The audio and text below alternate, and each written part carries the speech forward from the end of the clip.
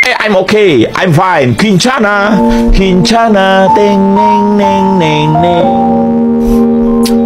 Ku menahan rasa sakit, rasa sakit. Few moments later.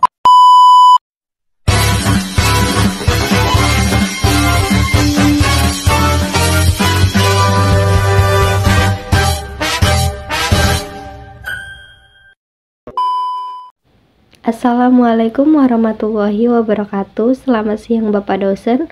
Pada kesempatan kali ini ada kata-kata menarik dari Nelson Mandela yang berisi pendidikan adalah senjata paling mematikan di dunia. Dengan pendidikan kita bisa merubah dunia. Perkenalkan, nama saya Rusma Nailah. Saya dari Prodi PTI 1A akan mempresentasikan tentang perangkat keras atau hardware. A few moments later.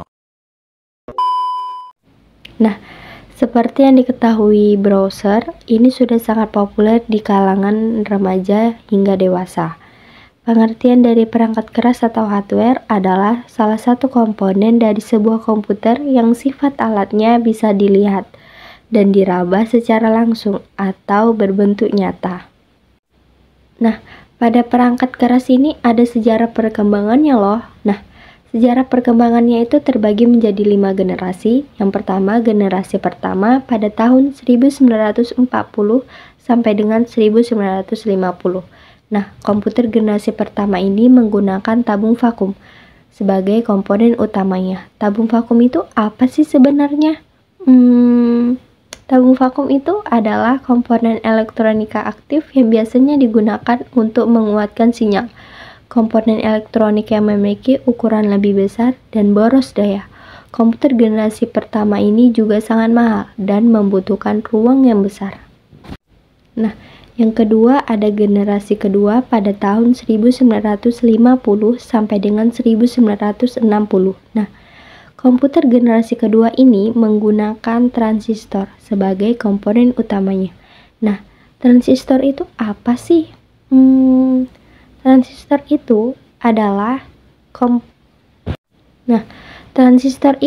adalah perangkat semikonduktor yang biasanya digunakan dalam perangkat elektronik seperti komputer untuk memperkuat, mengendalikan, dan menghasilkan sinyal listrik. Yang komputer elektronik ini memiliki ukuran yang lebih kecil dan lebih hemat daya. Nah, pada teks di atas ini ada generasi ketiga pada tahun 1960 sampai dengan 1970. Nah, komputer generasi ketiga ini menggunakan sirkuit terpadu atau IC sebagai komponen utamanya. Nah, sirkuit terpadu atau IC itu apa sih? Pasti teman-teman semua pada bertanya-tanya kan, sirkuit terpadu atau IC itu apa? Nah, sirkuit terpadu atau IC itu adalah komponen elektronik yang menggabungkan banyak transistor dan komponen elektronik lainnya ke dalam satu chip. Nah, komputer generasi ketiga ini juga memiliki ukuran yang lebih kecil, lebih murah, dan lebih cepat daripada komputer generasi yang kedua. Nah, yang keempat ada generasi keempat pada tahun 1970 sampai dengan 1980.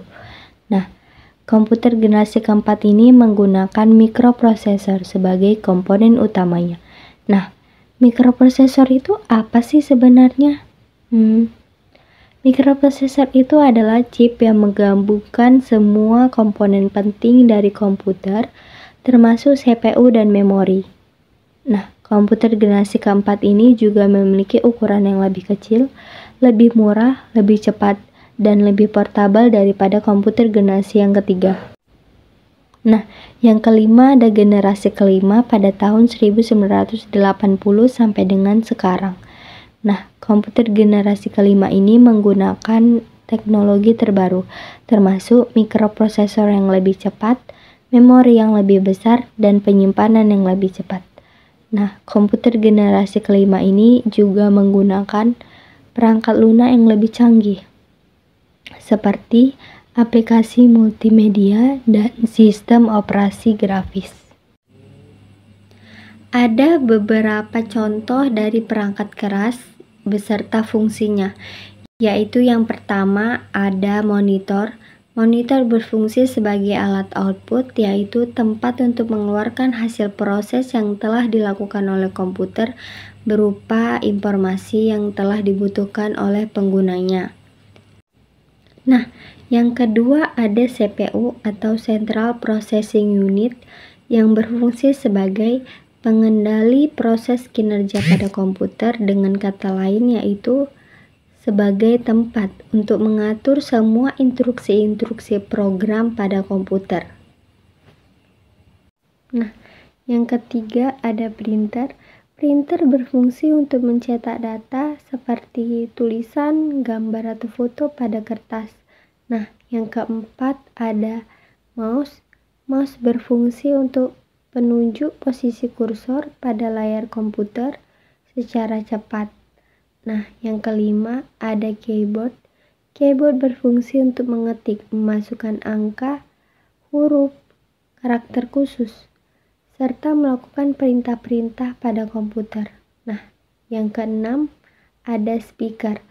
Speaker berfungsi untuk merubah gelombang listrik dari perangkat audio menjadi gelombang suara atau getaran. Nah, yang ketujuh ada modem. Modem berfungsi untuk menghubungkan komputer ke internet melalui jaringan kabel. Nah, yang kedelapan ada hard disk. Hard disk merupakan media penyimpanan utama pada komputer yang berfungsi untuk menyimpan data secara permanen atau jangka panjang. Nah, yang kesembilan ada RAM. RAM berfungsi untuk menyimpan data secara sementara atau jangka pendek. Nah, yang ke-10 ada kabel data. Kabel data berfungsi untuk transfer data antara dua perangkat komputer atau perangkat lain. Nah, yang ke-11 ada kabel VGA. Kabel VGA berfungsi untuk menampilkan output komputer ke monitor. Nah, yang ke-12 ada LAN card. LAN card berfungsi untuk mempercepat transfer data antara komputer dalam jaringan LAN. Nah, yang ke-13 ada motherboard. Motherboard merupakan papan sirkuit utama pada komputer yang berfungsi untuk menghubungkan semua komponen-komponen komputer. Nah, yang ke-14 ada prosesor. Prosesor adalah sebuah IC yang mengontrol keseluruhan jalannya sistem komputer. Prosesor digunakan sebagai pusat atau otak dari komputer yang berfungsi untuk melakukan perhitungan dan menjalankan tugas. Nah, yang ke-15 ada handset. Handset berfungsi untuk menghasilkan suara dan menerima suara dari komputer. Nah, yang ke-16 ada flash disk. Flash disk merupakan media penyimpanan portabel yang berfungsi untuk menyimpan data dan program komputer. Nah, yang berikutnya ada CD atau DVD yang merupakan media penyimpanan optik yang berfungsi untuk memproses penyimpanan data dari komputer ke CD. Terima kasih, itu saja yang dapat saya sampaikan, lebih dan kurangnya saya mohon maaf. Jangan pernah berhenti belajar, karena dunia tidak pernah berhenti mengajar. Sekian dari saya. Assalamualaikum warahmatullahi wabarakatuh.